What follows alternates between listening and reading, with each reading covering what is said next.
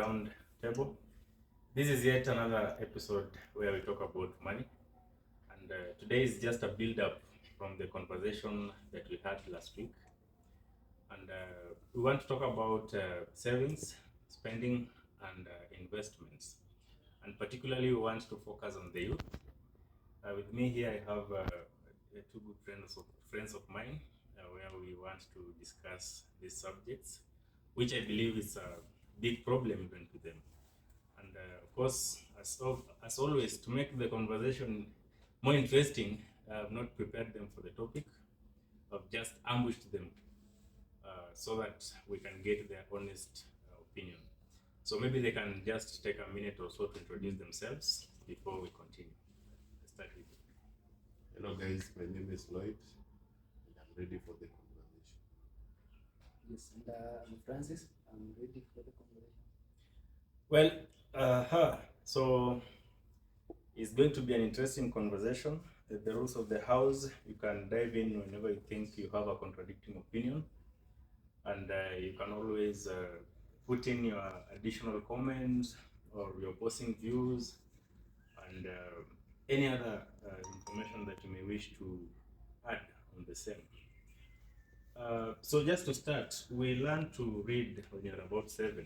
We learn to write when you're about 12 or 15. So the big question here, why is it so hard to learn the fundamentals of money? What really happens? By the age of 25, we're still struggling on money matters. By the age of 30, 40, and even at 60, people are retiring without having enough retirement pensions. So my first concern and topic for discussion is savings. And I really wish us to understand why it is difficult for us to embrace the culture of savings. And I'll start by Lloyd, first to give his honest opinion on his status, especially on matters saving, whether he's participating in any saving scheme or whether he's not, and why. Then maybe you can pick up from there. Welcome. For me, I think saving is good, only that I don't give it so much attention. I think I have a rule that I follow. 50, 30, 20. I spend 50% on my needs, 30 on my wants, then 20 for saving. Although it's not that I follow that so much, but something that I would wish to follow. Well, we shall come back to that. That is an interesting revelation. Hey, Frank, what about? It's funny I call you Franz, and for some reasons you are Franz. Maybe you can tell us your views on the same. Yeah, I think when it comes to the saving, in my case, I don't necessarily have a definite formula like Mondeki's, but I have a definite way of saving, where I save from a particular source of income, and then I save a certain percent from that line. Normally, what I do is assign a goal. So I will say, for instance, I'm receiving payment from this source. It's this much. Maybe 40% of it can cover my goal within the time that I want.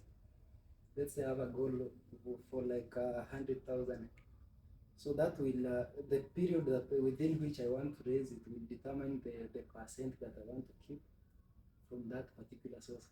And also that also depends on other sources, because you can't really save everything. Because Yeah. So that's pretty much interesting, and I think the big question is, have you been doing a good job when it comes to saving, or you have been fumbling here and there? You start saving, you stop, you start, you stop, and it becomes a vicious cycle. I think my saving is like, it's goal oriented. I only save when I want to achieve something, and I save saving against a good stepping stone to get. Well, what about? I wouldn't say I've been doing very well with saving, but I can say that it has been a learning process where I think the whatever I'm doing right now is from the mistakes of the past. That's why you can hear me speak of a percent, for instance. Yeah, I can't say I've been perfect or good with saving. Yeah, well, before we go to the challenges that are there when it comes to saving, when you read The Richest Man in Babylon by Housel, he says that you need to save at least 10%. Well, you could save a higher amount. And the way he describes this kind of saving, he claims that you should pay yourself first. That means when you earn anything, there is a projected amount, a specific amount that it is designated to go into your purse. Uh, and he does not really say that when you have a goal, you're going to withdraw these savings to put it in a particular project of that goal, for instance. He claims that this is a lifetime kind of savings where at any given point in time, you need to have a cut in your earnings that goes somewhere where you cannot retract it. What do you think about that kind of logic? I think it's it's good to pay yourself first. I agree with that first. But again, you know, kikuja kwa life, shinda pia kuna kudeliver na kuna mashinda. Yeah, what do you think about paying yourself first so that you fatten your purse? I think that idea works, and it's a good one. Only that it's for different environments. I think for us, you will be most of the time saving for a goal, or maybe saving to be secure for expenses like rent. Most of the time, we'll find people saving to be secure for that month's expenses. But I get your point. I get what you mean by having a lifetime. Is a kind of saving. I think I was listening to a podcast about finances some time back, and they were giving an example of Warren Buffett, and they were saying that I think 98%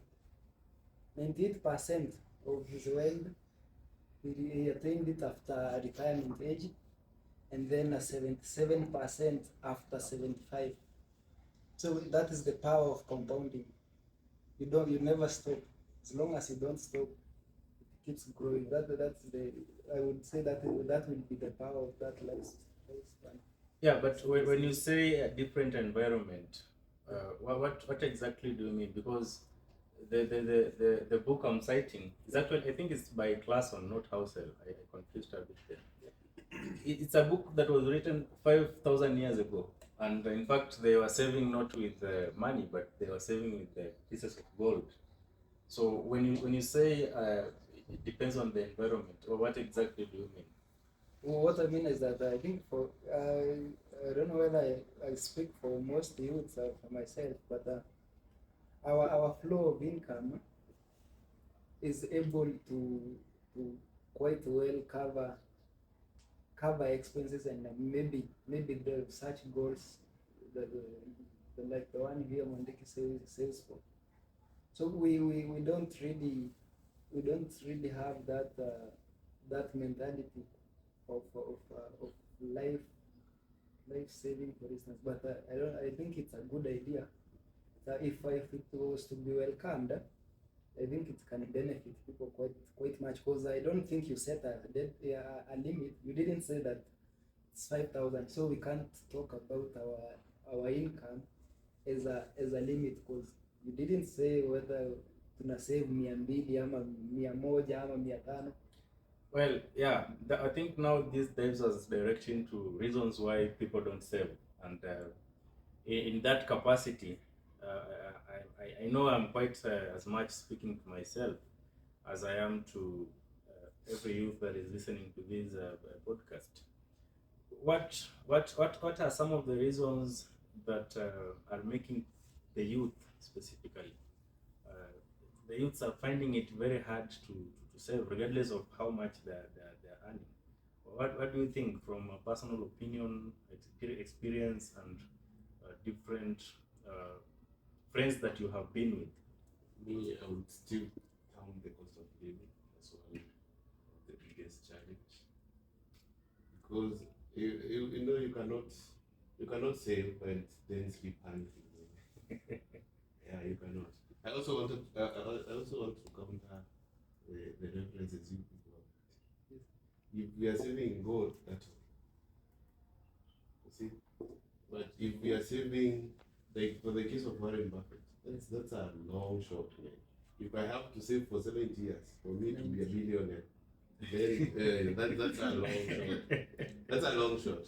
I would like to cut you before we continue. Yeah. When you say the cost of living, you see, the cost of living has been high at any given moment in time. 20 years ago, the cost of living was high. 50 years ago, the cost of living was high. 100 years ago, the cost of living was high. So, what exactly are you referring to? And in the same cost of living, people are making strides. Yeah, but we are looking for the case of youths. Yes. In the case of youths, not so many youths who have enough money to spend.